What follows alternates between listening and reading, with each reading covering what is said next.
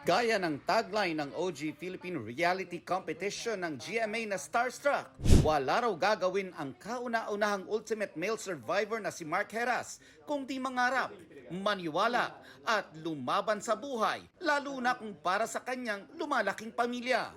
Itinuturing daw niya ang sarili na isang provider. Bukod kasi sa kanilang anak ng asawang si Nicole Donesa na si Corky, parating na rin ang baby number 2. May pinagagawa rin siyang bahay. At nang dumalang ang acting jobs, he turned to what he does best, dancing. Kamakailan nga, napanood si Mark sa isang club where he dishes out his sexy dance moves. Part pa ng issue ay kaya sumasayaw na yan sa ganyan, sa gay bar kasi wala nang career. Dilinaw ko naman doon na this is what I want, diba? Hindi naman ako like naghahangad pa na magkaroon ng career na sobrang, alam mo yun, yung like tong sobrang sikat na sikat. Ang lagi naman ako vocal about it. Ang gusto ko makapag-provide for my family, lalo na sa mga anak ko. Lalo na ngayon, magiging dalawa na sila. So, trabaho. Any work na naibato sa akin, na i-offer sa akin, as long as alam ko hindi naman ako lugi sa talent fee. At the same time, wala akong tatapakan na tao. Sabi nga nila, at legal, I'll do it. So, panginat, provider ako, tatay ako. Diba? Hindi ko isipin ko ba yung mga inisip nila, tapos magugutom yung pamilya ko.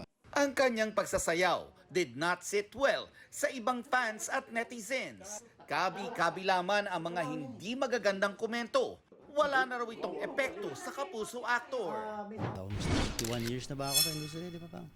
Hindi na ako, wala nang, sabi ko nga parang, kung yung mga taong to parang tina-target nila ako or parang they want parang may attention or gusto nila mag-react ako ng malaki, sorry.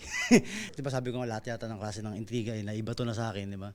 So, parang yung mga ganyang klaseng atake or mga issues, wala nang epekto. Ang pagtutuunan nila ng pansin ngayon, ang paparating nilang baby na isang malaking blessing. Si Corky, excited kami kung ano magiging reaction niya actually. Pero syempre pinapa-feel namin sa kanya na parang hindi mababawasan yung attention or yung pagmamahal sa kanya. Dapat 50-50. Nelson Canlas updated sa Showbiz Happenings. Gamer yata sa number one, parang mga number one host to, parang ganun, host po. Puntahan ng mga Pero sinasabi niya, pan-trophy ko.